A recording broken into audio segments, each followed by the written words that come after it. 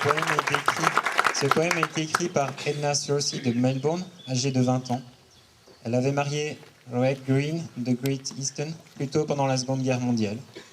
Reg est mort tragiquement en opération en Europe le 15 avril 1943.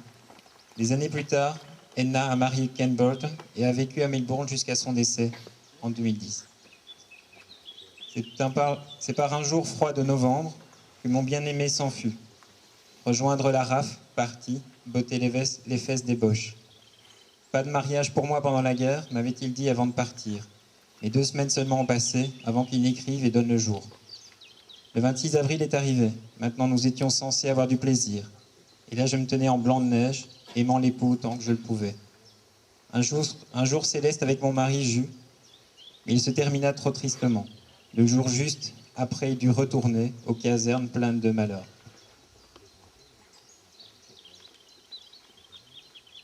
Le temps était venu pour lui d'être mitrailleur, et aussi loin de mon cœur. Chaque jour, je le passais dans la peur, versant souvent une larme silencieuse. Ses galons de sergent, il obtint alors. Il a été nommé opérateur radio et mitrailleur. Sur Francfort, il dut aller, mais les canons de Smithy n'ont pas eu à parler. Le congé de mon mari est enfin arrivé, mais je trouve qu'il passa trop vite. 14 jours d'amour et de rire, que je me rappelle toujours après. Il dut aller rejoindre ses hommes de retour auprès des gars qu'il connaissait. Il y avait Jim, Ken, Don, Hans et Smith. Certainement, je leur ai souhaité la meilleure des chances. Le jour fatal dut arriver. Je triais les pommes de terre dans le soleil, un télégraphe, une horrible vision.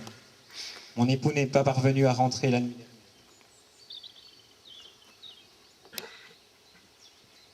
Nous avons tous pleuré, oui, même papa.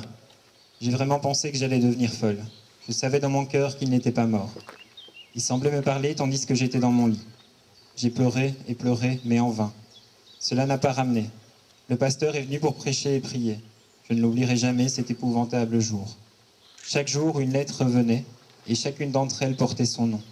Mais elles ne m'ont fait aucun bien. Tout ce que je voulais, c'était sa lettre d'amour. Bien, mon histoire doit maintenant finir. Mon cœur brisé, je ne le réparerai jamais, à moins qu'un jour je n'entende aux actualités quand mon mari est vivant avec tout l'équipage.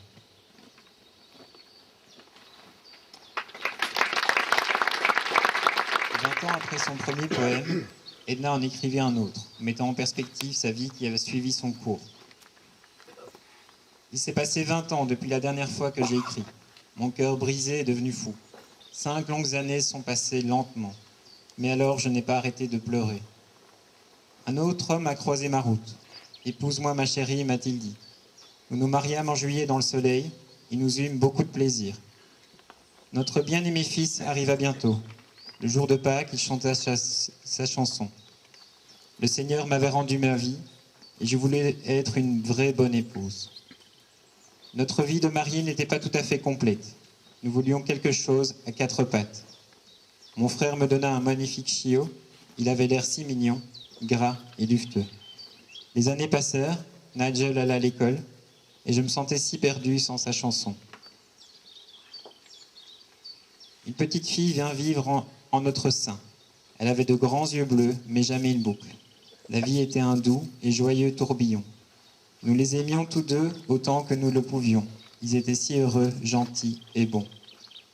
Et ma vie est maintenant complète. Nous pouvons tous tenir le siège d'or. Nous vivons et rions et aimons chaque jour. C'est tout ce que j'ai à dire. Aussi, quand vous sentez que vous ne pouvez pas continuer et que tout ce que vous faites va de travers, simplement, agenouillez-vous et priez le Seigneur et voyez qu'il vous aidera comme il m'a aidé. Edna est décédée en 2010 à l'âge de 90 ans et est inhumée à Melbourne.